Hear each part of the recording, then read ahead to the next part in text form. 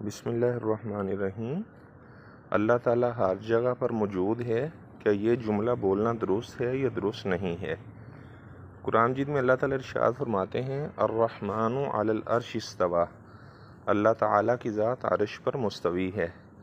البتہ صفات کے اعتبار سے، دیکھنے کے اعتبار سے، سننے کے اعتبار سے، اس طرح قدرت کے اعتبار سے اللہ تعالیٰ ہر جگہ پہ موجود ہے، لیکن ذات کے اعتبار سے اللہ تعالیٰ عرش پہ موجود ہے۔ بعض لوگ کہتے ہیں کہ اللہ تعالیٰ دلوں میں ہے اور ہر چیز میں اللہ ہے، تو وحدت الوجود اور وحدت الشہود کا عقیدہ رکھنا یہ اہل السنہ والجماعہ کا عقیدہ نہیں ہے۔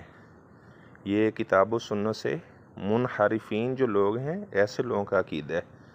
تو اللہ تعالیٰ کی ذات عرش پر مستوی ہے، اپنے علم کے اعتبار سے، طاقت قدرت کے اعتبار سے اللہ تعالیٰ ہر جگہ پہ موجود ہے۔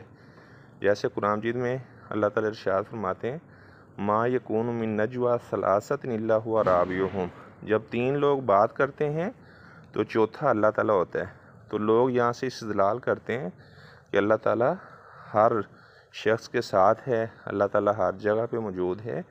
تو یہ جو آیت ہے، اس آیت کے شروع میں، یہ سورہ مجادلہ کی آیت ہے، اس آیت کے شروع میں بھی اللہ تعالیٰ کا علم بیان ہو رہا ہے اور آیت کے آخر میں بھی اللہ تعالیٰ کا علم بیان ہو رہا ہے۔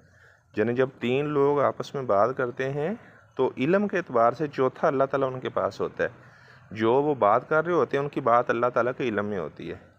تو یہاں سے اہل باطل کا استدلال کرنا درست نہیں ہے، کیونکہ اس آیت میں اللہ تعالیٰ کا علم بیان ہو رہا ہے۔ تو اللہ تعالیٰ ذات کے اعتبار سے عرش پر ہے، اور سننے کے اعتبار سے، دیکھنے کے اعتبار سے، قدرت کے اعتبار سے اللہ تعالیٰ ہر جگہ پہ موجود ہے۔